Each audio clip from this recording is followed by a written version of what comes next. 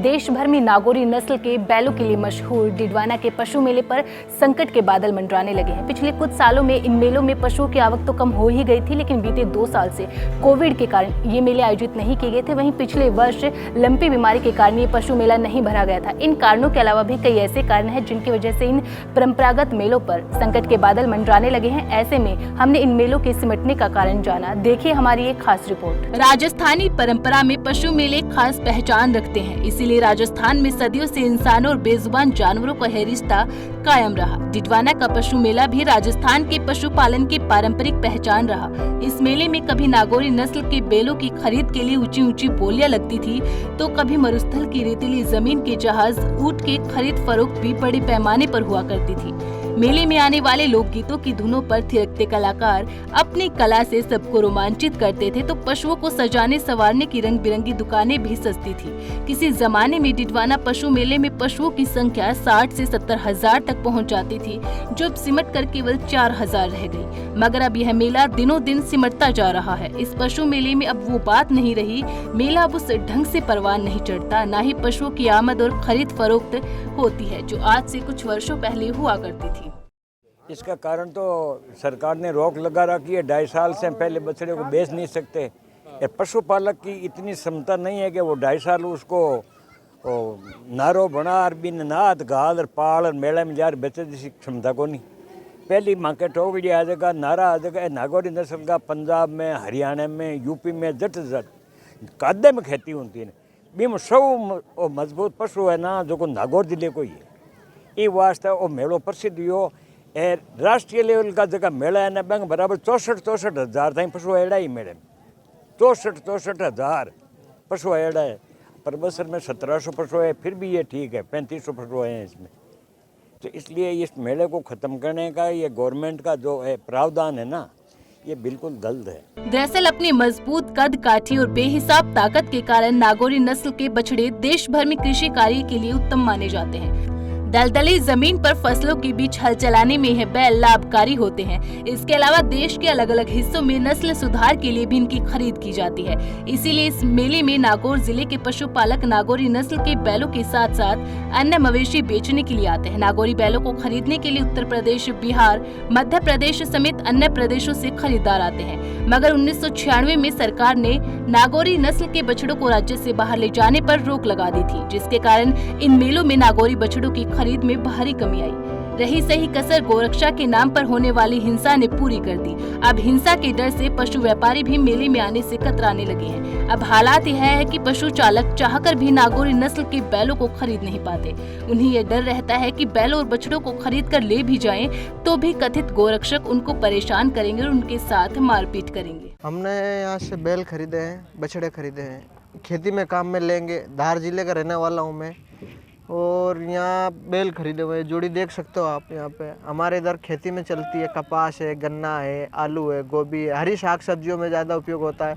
हमारे इधर क्या है, काली मिट्टी है पूरी, तो उधर हमारे इधर ट्रैक्टर नहीं चलते हैं। बरसात में जब खेत गीला हो जाता है उसमें बैल ही खींच के लाते हैं, जो भी ला सकते हैं वहाँ से। इसके लिए हम यहाँ से बैल लेके जाते हैं।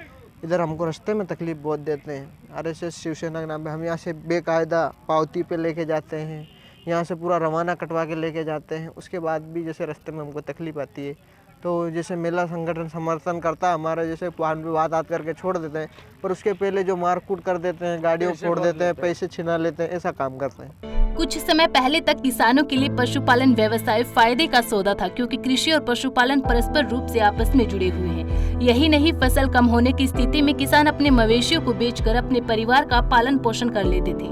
मगर अब मवेशियों की बिक्री में आई भारी कमी के कारण किसान पशुपालन के व्यवसाय से दूर हो रहे हैं। अब उनके लिए मवेशियों को रखना और उनके लिए चारे का इंतजाम करना भी भारी पड़ रहा है। ऐसे में कई पशुपालक अनुपयोगी और बूढ़े होने वाले मवेशियों को सड़कों पर खुला छोड़ने को मजबूर हैं। हम मध्य प्रदेश के रुस्तमपुर तहसील के खंडवा जिले के निवासी हैं और हमने ये बैल पंजाब और हरियाणा नस्ल के खरीदे हैं, जो कि कपास की खेती और मिर्ची की खेती के लिए बहुत आवश्यक रहते हैं, क्योंकि हल्की खेती में इनका चलना बहुत अच्छा रहता है। इनके बैलों की हाइट और पैरों की जो मतलब खेती में से निकलने के तरीके रहते हैं, हरियाणा के बैलों के और पंजाब के बैलों के बहुत अच्छे रहते हैं। पर सर हमको यहाँ से जाने के समय पे मतलब बहुत सारी परेशानियों का सामना करना पड़ता है। जैसे कि रास्ते में यहाँ से रवाना मिलने के बावजूद सरकारी पावतियों पे हम हमारी कृषि भूमि की पावतियों पे बेल लेके जाते हैं, उसके बावजूद हमें बहुत सारी सरकारी मतलब आसपास के बजरंग दल वाले लोग, शिवसेना वाले लोग हमको ये बोलते हैं कि ये बेल कृषि के काम के नहीं है, मारपीट करते हैं, पैसे मांगते हैं, डराते हैं। ऐसे ही हमें मध्य प्रदेश जाने तक कई अड़चनों का सामना करना पड़ता है। अब सर आप ही देखिए, हम इस पर 30,000 भाड़ा लगाएंगे और हमने 65,000 के बेल लिए, 1 लाख रुपए के बेलों की खरीद है और ऐसे बेलों को हम कहाँ ले जाएंगे? कृपया हमारा ध्यान दीजिए और इन लोगों से हमारी सुरक्षा कीजिए। धार जिला से, ठीक है। यहाँ बच्चे लिए हमने 2 दांत 4 दांत। राजस्थान का ढोर अच्छा लग रहा है, इसलिए हम MP में ले जा रहे हैं, ठीक है। वहाँ क्या काम लेते हैं आप? हम खेती में लेते हैं भाई साहब। कोई 5 लिया, कोई 4 लिया, कोई 3 लिया, जितने जरूरत हो वो उतना किस चीज़ की खेती करते हैं आप? हम ये सब्जी की करें। अच्छा, कपास की खेती है, गेहूँ की है, गन्ने की भी होती है, साग सब्जी की होती है। तो आप ले जाते हो, किस तरह की दिक्कत आती है आपको रास्ते में? ये रास्ते में क्या, कोई शिवसेना वाला है, ये बजरंग दल वाला है, ये कागज बनाता देता है, जब तो छोड़ देता है। इधर वहाँ गाड़ी फोड़ रहा है, ऐसे नाटक कर रहा है, पैसे ही लेता है रास्ते में। नागौर और डिडवाना जिले की यह पशु मेले केवल पशु व्यवसाय तक ही सीमित नहीं है, बल्कि यह राजस्थान की प्राचीन विरासत भी है। सदियों से इंसान और पशुओं का रिश्ता इस व्यवसाय को मजबूती देता आया है। यही कारण है कि बदलते परिवेश के बावजूद भी राजस्थान में पशुपालन व्यवसाय आज भी जिंदा है। पशुपालक आज भी अपने जानवरों को बच्चों की तरह पालते हैं और उनके साथ दोस्ताना व्यवहार रखते हैं।